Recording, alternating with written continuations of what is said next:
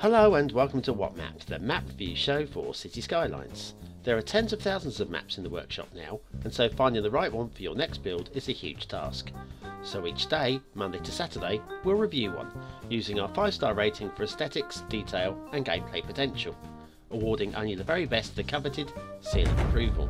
So join me, fellow Skylines explorers, as we venture to today's new land. Who am I? I'm BonBonB, and you are very, very welcome. Come here now, girl.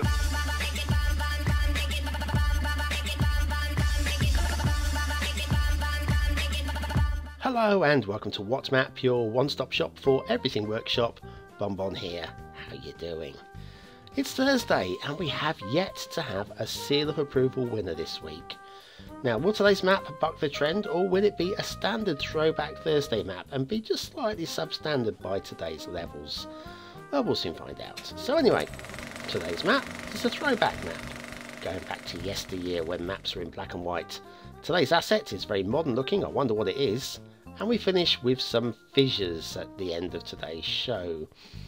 Right, okay, let's crack on with the first job of the day, and that is to have a look at Autumn in New England by VainCoffee.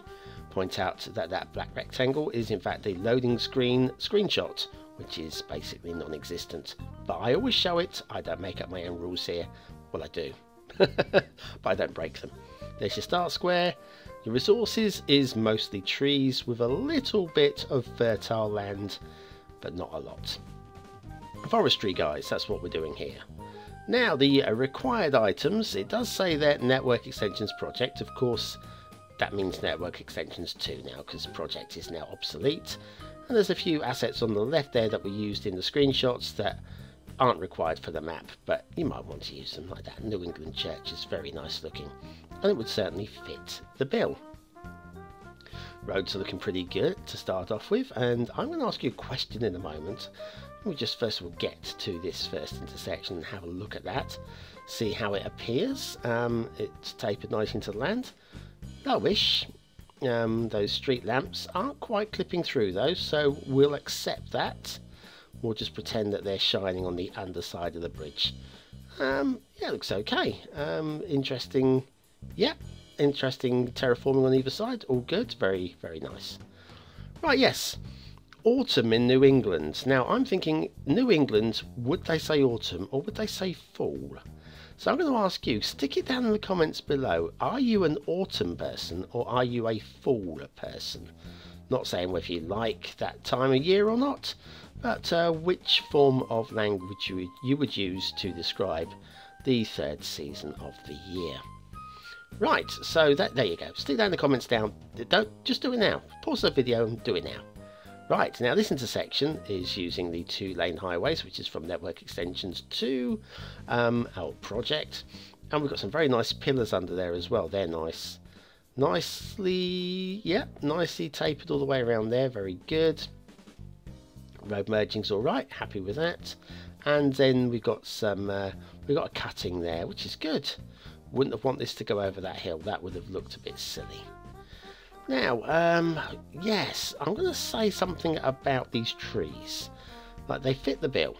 And I know there are large swathing forests through New England. But I'm going to say that actually I feel it's a bit samey. A little bit samey. Before we crack on, a slightly different intersection here. Once again, a little bit of interest. It's not just a plot road. It seems that there's been a little bit of thoughts gone into that one. So, in fact, I've got to say that the roads, there are quite a few of those national roads littered around the map. There's just this one main highway. And those national roads, it does seem, they don't seem to serve any sensible purpose. Well, sensible's not the word I'm looking for. But they don't seem to have a reason to be. But they are interesting in the paths that they take in getting to the places that they're not really going to. Does that make sense?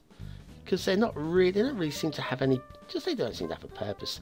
Maybe they're taken off of the real map. I don't know. Right, now this intersection's an important one for us because we're going to take a turn off here. Once again, a different intersection again, but it's very good. It's a good height.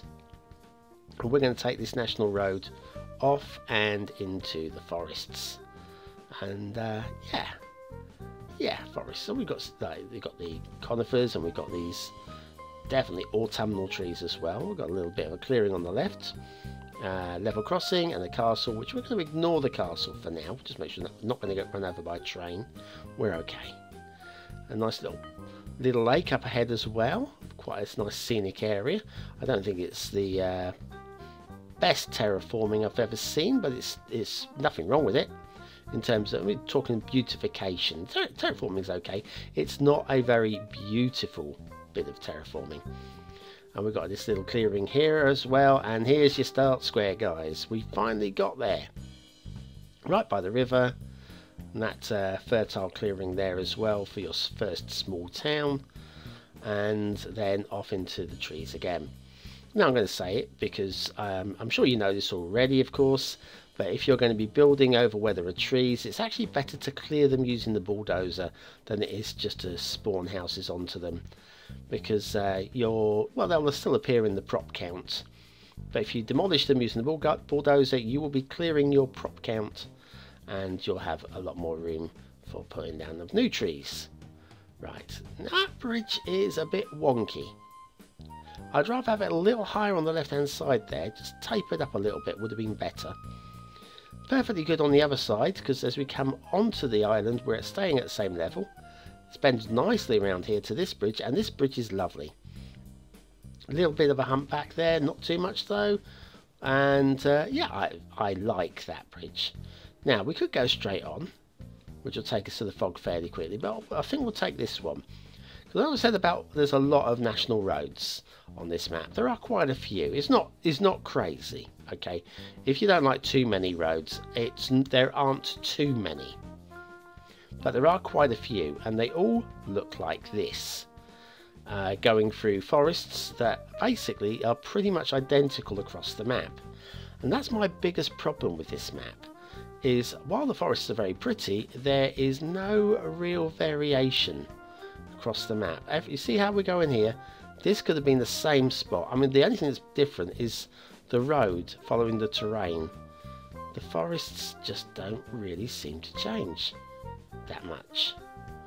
So anyway, yeah, well, we'll talk more about that after the asset review as well, because I think it's an important note when laying down the trees, even if you've got beautiful trees, just to use a little creativity in how you lay them down.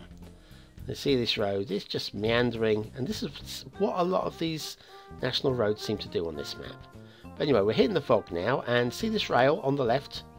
Well, we're going to follow that back out now. Now it's on the right, because we're coming back out. Clever that, you know. Right, so the rail, it's following the hills, like there. And I would rather have seen a cutting there, because obviously trains aren't big fans of hills. Not normally anyway. Got the level crossing there, through that. I'm okay with level crossings. As on a map like this, I think level crossings really do fit the bill when you're out in the woods like that. And then across this bridge. Now this bridge is awful, I'm afraid. We've got a humpback bridge, and it's a bit too humpbacked for a rail bridge, I'm afraid, there. But other than that, we did need a bridge, so it was a good choice to put a bridge in there, I would suggest. Probably find the game didn't give you much choice either. Right, we're getting towards the conclusion of this rail. We're not finishing off at the fog. Another steepish hill there, but we've got this like yard. Anyway, it's definitely time for an asset review. Right, now today's asset is, conspicuous by its absence. Where's it gone? Oh, hang on. Our road up here seems to have been extended. We're off on a journey, guys. We are off on a journey. Right, so we've got the dirt road, and then for some reason, idiot here has put down tarmac road to follow. But we are heading towards today's asset, which is, you probably make it out there, down on the coast. Let's have a look down there, shall we? And there it is. Now this is Modern Harbour by CRISGAMES. And every now and then we come up with one of CRISGAMES' delightful assets, and they're always very delightful. I think this is definitely, I mean, I think it's a bit high, but that's my fault. I could have done better with the placement of that asset. It's a lovely thing. It actually is a very lovely thing, very modern, and I like it, and you should like it too. So if you've got a waterfront, get that plocked on your waterfront straight away. Highly recommended. Modern Harbour by CRISGAMES, today's asset of the day. And we are back. Now, it won't surprise you there are no actual shipping routes on this map. In fact, I'm glad there aren't, because a shipping route down here would have been just asking for trouble. But we have got water flow, and water flow is important. Of course it's important. And as long as this water flow runs through the start square, we will be okay, do you not think? Now, it kind of stops there, which is a worry, but then it starts up again, so might have got away with that one. Past the island. Oh, there you go. There's your start square. Yes, and we have water flow through the start square. It's great. It's lovely. And then we'll just make sure this goes off the map, still flowing, and doesn't back up on itself, because that's where more troubles will start. Yeah, it slows down in places, but other than that, it's all good. Now, the entire map is, well, basically seemingly tree brushed with these same combinations of trees all over. Now, to be fair, I don't remember seeing a drowned tree. We've got some right on the edge, and that is okay, but I don't remember seeing any drowned trees. And I think definitely credit where it's due, even in that swampy area there, everything's on the high ground, and that's great. Got this little water inlet here, and then we've got, yeah, so we're gonna have a look at the castle. Let's see if the castle grabs us. Well, it's a little bit mundane, if I'm honest with you. It's just plonked there, and I don't know. Well, there's nothing wrong with it. So we can say that. Now, these trees, now I've got to say about these trees, right? We need variation. They are the same absolutely everywhere. Like on the side of the hill here, we could have just eased off a little bit. Right, if we look from above, actually, you'll be able to see that the density does not change as you drop down the hill. And it just shouts out to me that that was just tree brushed all over. I want trees everywhere. And, well, you do want them everywhere, because it is a forested area. Like here, yeah, you do want them up. And maybe as you get close to the top, just have them like fade out a little bit. And especially on the big old hill over there, look, right in the fog. I'm going to save some trees over here. This is a big hill, and just having it fade a little bit as the further up you go, because trees tend to like valleys and where water is, and there doesn't tend to be so much water on the top of hills, even if it does rain a lot. So I would have preferred that, but anyway, that's my grumble. I'm not going to say anything else about tree density, okay? Shall we find a spot a little bit? How about over here? That'll do. Right, now aesthetically, the trees are very, very pretty. That said, they are very samey all over, and if I'm honest with you, I found it boring, and it shouldn't be. And because of that, I'm going to be controversial and just give it 2 stars for aesthetics. Detailing, couldn't find much wrong with it, to be honest with you. There wasn't much that needed tweaking. I'll give it a solid 3 stars. And as for gameplay potential, I think if you want a New England style map, this could be the one for you. I don't see anything holding the map back. I'll give it a solid 3 again for gameplay. Autumn in New England by VainCoffee. And that is today's Throwback Thursday map. A little bit disappointed, I'm honest with you. A little bit disappointed. The one thing normally is detailing with the old maps, but with that one, it was the aesthetics. Anyway, today's theme and LUTs, we're looking at the Fissures theme, which I've got to be honest with you is a great name for a theme. And as you can tell from the colours, they're quite it's quite a striking theme. not colours. Yeah, what are we looking at? These screens. Yeah, these things. Yeah. Anyway, yeah, they're a bit on the striking side. I like it. I like it. I think it's a good. Actually, it's what have we got in the top corner? Hang on. Let's get my head back in order. I'm getting 2 steps ahead of myself here. Top left-hand corner. Yes, vanilla, temperate, and I think it works quite well. Probably the water's a little bit too blue in vanilla, but there you are. Realistic, also very blue waters there. Realistic 1.2. Palish is not too bad actually. I think the water looks quite realistic there.